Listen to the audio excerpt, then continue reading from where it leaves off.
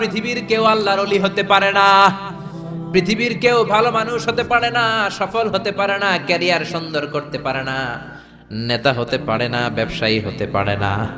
জীবনে যারাই সফল তাদের সফলতার পেছনে মা বাবার দোয়া আছে না নাই? বিশ্বনবী মা বাবার আদর পান নাই,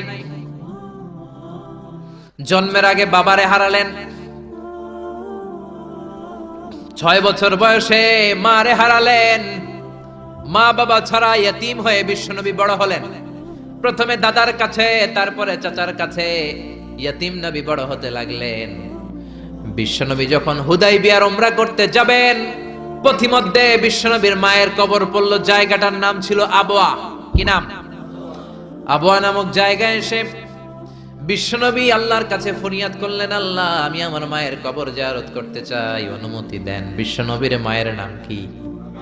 তোরা দেখে যা আমিনা মায়ের কোলে, মধু পূর্ণিমারি শেথা চাঁদ দোলে, যেন উষার কোলে রাঙা রবি দোলে। তোরা দেখে যা আমিনা মায়ের কোলে, কুল মখলুকে আজি ধ্বনি উঠে কে লই, কালেমা শাহাদাতের বাণী ঠোঁটে কে লই, পড়ে দুরুদ ফেরেশতা বেহেশতের দুয়ার খোলে। তোরা দেখে যা আমিনা মায়ের কোলে, তোরা দেখে যা আমিনা মায়ের কোলে। চিল্লায় পড়েন আল্লাহু আকবার। বিশ্বনবী মায়ের কবরের সামনে যখন দাঁড়ালেন, 1400 সাহাবাকে নিয়ে প্রত্যেকের গায়ে একটা ইজার, একটা রিদা উমরা করবেন। বিশ্বনবী 1400 সাহাবীদের দিকে তাকিয়ে বললেন, ও সাহাবারা, এই যে সামনে পাহাড়ের ছোট্ট টিলাটা দেখতে পাও, এইখানে আমার মা আমেনার কবর।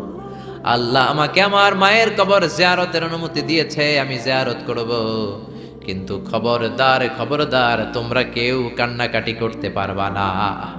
1400 সাহাবীকে কান্না করতে নিষেধ করে নিজের মায়ের কবরের সামনে দাঁড়িয়ে বিশ্বনবী ছোট্ট বাচ্চার মতো হাউমাউ করে কান্না শুরু করে দিলেন।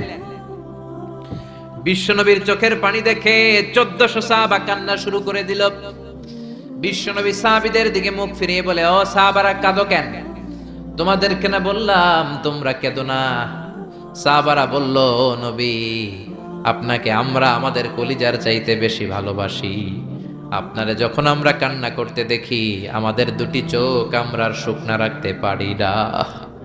আপনি কাঁদেন তাই আমরাও কাঁদি। বিশ্বনবী বললেন, আদ্রাকাতনি রাহমাতুহা ফাবাকাইতু। আমার মা আমেনা যে আমারে ছোটবেলা আদর করেছে, সোহাগ দিয়েছে, ভালোবেসেছে, ওই আদরের কথা আমার মনে পড়েছে।